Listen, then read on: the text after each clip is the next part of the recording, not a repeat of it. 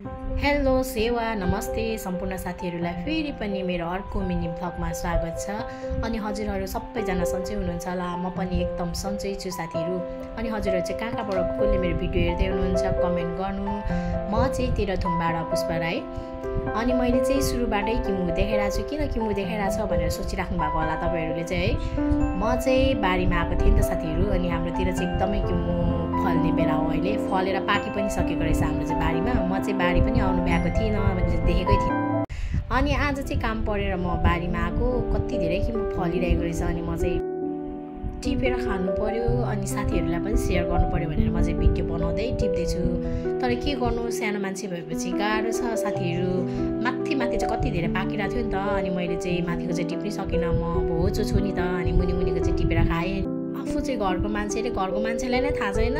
नानीहरूले, गाउँको नानीहरूले त आएर कति धेरै खाएछ। त्यहाँ हेर्नु न, आँगाहरू पनि भाँचाएछ। खानु त ठिकै छ, यिनीहरू लड्यो भने चाहिँ भन्दै म चाहिँ त्यहाँनिर भिडियोहरू पनि बनाउँदै थिएँ नि त।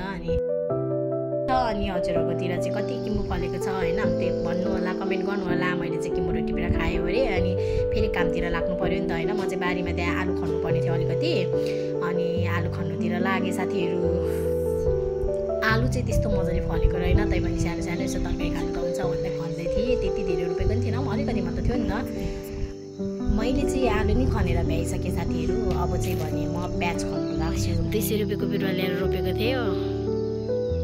400 रुपियाँ जतिको चाहिँ फल्नेछ। ठिकै छ त्यही पनि। त्यसपछि घर आएर मैले चाहिँ आलु सिनेँ। मम्मी पापालाई आलु सिन्थेँ। म चाहिँ पिरो खानु मन लागेर करेन्ट खानुलाई त्यहाँनिर उसिनेँ। अनि करेन्ट मल्दैछु साथीहरू।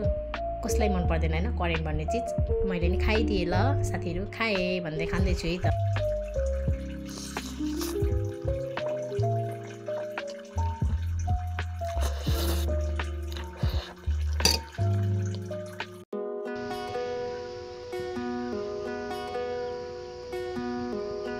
खाजाहरू खाएर चाहिँ फेरि काम त गर्नु परिहाल्यो साथीहरू। गाउँ बसेपछि होइन, आफू मात्र खाएर त भएन, बाख्रालाई पनि दिनुपर्छ भन्दै म चाहिँ सेउला लिन जाँदैछु भाइहरूसँग।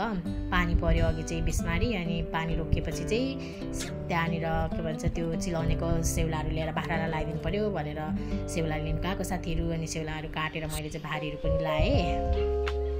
घाँसको भारी लगाइसकेपछि चाहिँ मैले घाँसहरू लिएर आएँ घरमा। अनि घरमा आएपछि चाहिँ फेरि मेरो अर्को काम रहेको थियो, फुल नर्सरी गर्नुपर्ने थियो साथीहरू। अहिले बेगुनियाको सिजन हो नि त। अनि मैले बेगुनियाको नर्सरी राखेको छु। अनि यो बेगुनियालाई चाहिँ जङ्गलको माटो, जुन पत्करको माटो एकदम राम्रो हुन्छ। अनि मैले अस्ति नै यो पत्करको माटोहरू लिएर आइदिएँ। त्यसमा प्लस यो काठको भुस हो, त्यसलाई नि एड गर्दाखेरि राम्रो हुन्छ। त्यही गर्नुलाई मैले सबै तयार गर्दैछु। गर्दै रात पऱ्यो पनि अब आफूले थालेको काम त सक्नुपर्ने हुन्छ नि त। अनि मैले लाइटमै भए पनि काम गर्दैछु साथीहरू। यो ह्याङ्गिङवालामा चाहिँ मैले यो फेरि अर्को प्लान्ट पनि हो। यो प्लान्टको नाम चाहिँ मलाई आएन, तपाईँहरूलाई थाहा छ भने कमेन्ट गरिदिनु होला।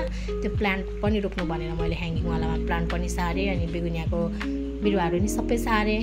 रात परिसकेको थियो साथीहरू, के गर्नु, अब आफूले थालेको काम त सक्नुपर्ने हुन्छ।